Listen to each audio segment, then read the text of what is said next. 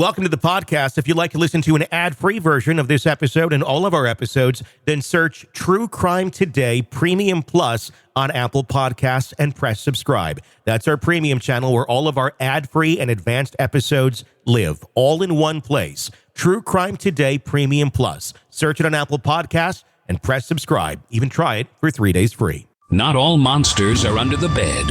Some are sleeping next to you. Welcome to Hidden Killers with Tony Bruschi, featuring retired FBI Special Agent and Chief of the Counterintelligence Behavioral Analysis Program, Robin Dreeke.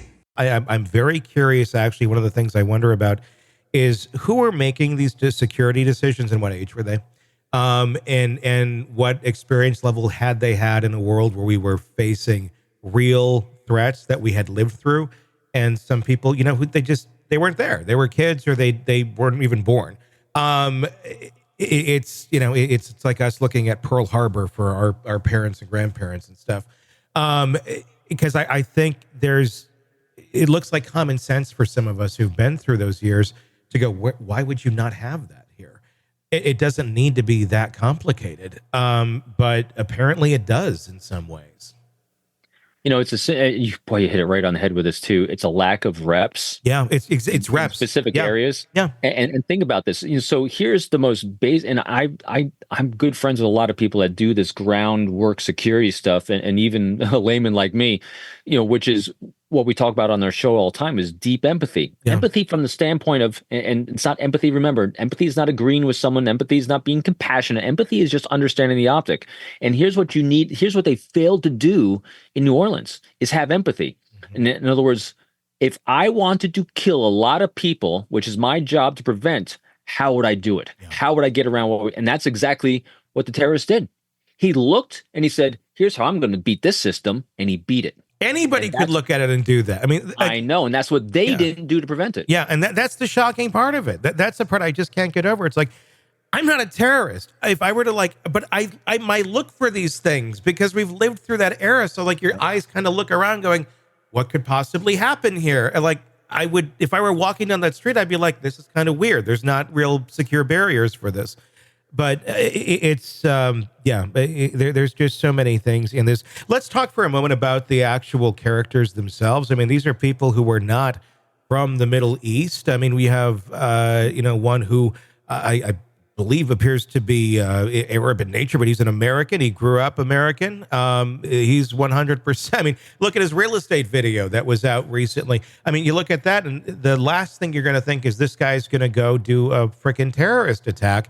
You look at his picture and you go, oh, he resembles 9/11. And it's like, and then he's a realtor, and he's not at all what you think in that thing.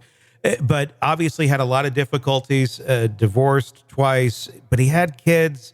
But obviously, things did not work out well here. Is this your typical type terrorist that's been radicalized, or is this someone who had like a mental break and really just kind of went down a dark path really quick? Yeah, I think you hit it right there. You know, so what we see in all these situations where someone gets to the point where their problem-solving skills goes to murder and taking lives and violence, it's an escalation of challenging situations that they seem to have a inability to problem solve through. Yeah. And again, when you flip that switch and you see the world through the optic of I'm a victim and the world's out to get me, wound collector, no other choice. This was a 100% wound collector, victim mentality. And this is how they decide to solve their problem. And when you have someone that becomes vulnerable psychologically to outside input, that's where radicalization can come in. And radicalization is the same thing. It's cult. It's a cult mentality. This is how the cults take over too. They get love bombed. Or in this case, might have been solution bombed. We have a solution for you. Go do this, and you'll find your salvation in the afterlife, or whatever bill of goods they were selling this guy.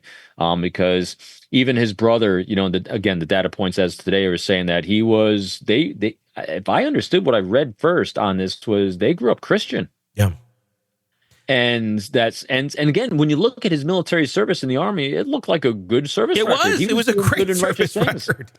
Again, challenging situations through life that everyone deals with. Okay, you have some divorce, you have some financial issues, but it looks like he was attempting to problem solve the entire time but again, this is what I think from our standpoint today of what we know from the socials and media. We don't have the full picture here. There was something tragic, and there was something that happened in there that we're not seeing that gave that spiked out of the norm. It does seem like amateur hour in terms of terrorists when you got a vehicle through there, you got a truck through because of security lapses, which were pretty evident, which if I guess you knew the city and you kind of knew how the city works, it's like, they're not going to have this fixed by that thing. And there's your way in if you decide you want to do it.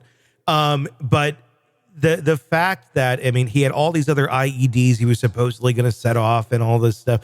It's like none of it happened. I mean, fairly amateur hour. The other guy in Vegas had fireworks in the back of his truck. I mean, it was like, what are you planning here? It's like wannabe terrorism. Certainly does some damage and gets a lot of attention, and obviously a huge loss of life in New Orleans.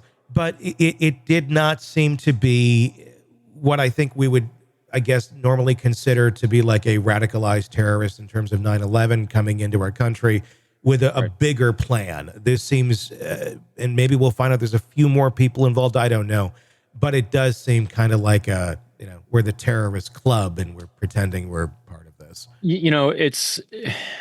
The sad truth of both of these is that, especially with the one in Vegas, from what we know right now, he shot himself in the head first before the truck blew off. Mm-hmm. And you look at his service record, very distinguished service record. In that case, you really, in both cases, really, anytime you're dealing with individuals like this that do the mass killings, I think what I saw the stat on is 95 to 99% are suicidal to begin with. Mm-hmm. And I think what we're dealing here is two veterans, so I mean, just think about this. I think the veteran mental health issue is going to leak into this at some point as well. That's especially with the Vegas one. The New Orleans one, I think again, pure conjecture, he had a gap in that mental capacity of problem solving, being suicidal, and in comes a solution through some ISIS propaganda crap. And he wound up killing a lot of other people along the way, as well as himself. I mean, that was a suicide run. There's no doubt it's a suicide run. I mean, you don't do what he did without knowing you're going to die. Yeah. It's obviously all those psych questions are there no matter what. As of right now, there's a lot of questions about, are these two connected? There is overlapping time at Fort Bragg.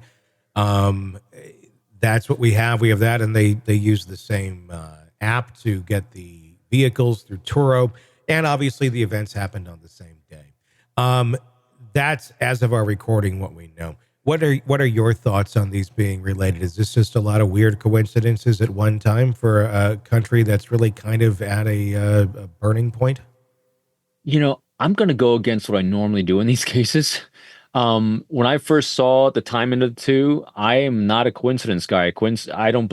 Normally, when things line up, they're connected in some way. But I don't think they were. Here's the linkage. I think the linkage we're seeing is the only linkage we know. They happen to be in the army. They happen to serve at the same places. They might have used the same app because maybe that's what that everyone at the army got. It can seem reasonable that you would be doing these things, and Fort Bragg is not like a little village. I mean, it's a city. I'm actually broadcasting from that area right now. So there you go. Virginia. I'm in Fayetteville, North Carolina. And so I think, when you have individuals that served in similar places, similar times, they're going to learn similar ways of doing things.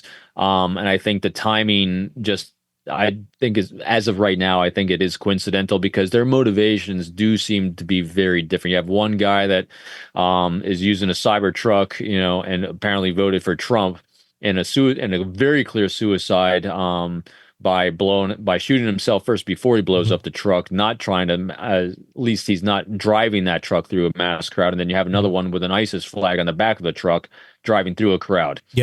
So the intent seems to be a bit different. Although Yeah. the end result, killing themselves, I think is the congruence. Yeah, no, I agree. It's I am curious though if we're going to find more connections in some Me way, too. shape, or form. There's a lot of more I'm sure we're going to be talking about in the following weeks on this one. Welcome to the podcast. If you'd like to listen to an ad-free version of this episode and all of our episodes, then search True Crime Today Premium Plus on Apple Podcasts and press subscribe. That's our premium channel where all of our ad-free and advanced episodes live, all in one place. True Crime Today Premium Plus. Search it on Apple Podcasts and press subscribe. Even try it for 3 days free. You're neck deep in a dark, twisted tale, and just as the tension peaks, bam, a commercial about some miracle diet pill breaks the spell. It's like finding a fly in your soup after the first bite. But here's the fix. True Crime Today Premium Plus on Apple Podcasts. You get to enjoy your crime stories without the junk, ad-free episodes, extended interviews that go beyond the surface, and early access to all the gruesome details. It's like swapping out a can of cheap beer for a glass of fine whiskey. So search for True Crime Today Premium Plus on Apple Podcasts. Subscribe and keep the darkness flowing uninterrupted.